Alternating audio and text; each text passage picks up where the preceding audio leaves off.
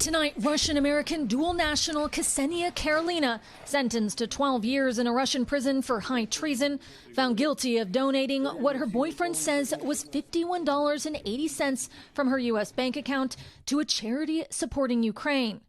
To call that treason is just absolutely ludicrous. The ballerina appearing today inside the glass box of a Russian courtroom, reminiscent of Evan Gershkovich, who was sent home just days earlier with Whelan and others in a massive international prisoner swap.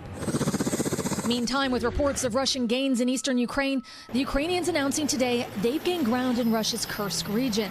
President Zelensky claiming his military is now in complete control of the Russian town of Sudza, setting up a military command post. Ukrainian media broadcasting pictures of aid being distributed to occupied Russian civilians.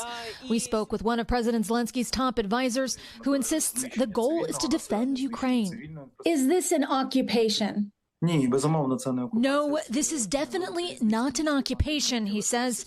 This is a destruction of the military objects of the Russian Federation in the Russian rear. On Wednesday, Ukrainian special agents captured more than 100 Russian soldiers, according to a security source, replenishing what they're calling a POW exchange fund, while the Russian Ministry of Defense put out its own video of captured Ukrainian soldiers. Ukrainian officials say prisoner swap talks are already underway. Historically, U.S. officials have been very careful with what they say so as not to provoke the Russians. Today, we did hear from the NSC's John Kirby say that so far he has not heard any escalatory rhetoric from the Russians, particularly on the question of the use of nuclear weapons, which is noteworthy.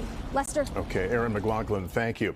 Thanks for watching. Stay updated about breaking news and top stories on the NBC News app or follow us on social media.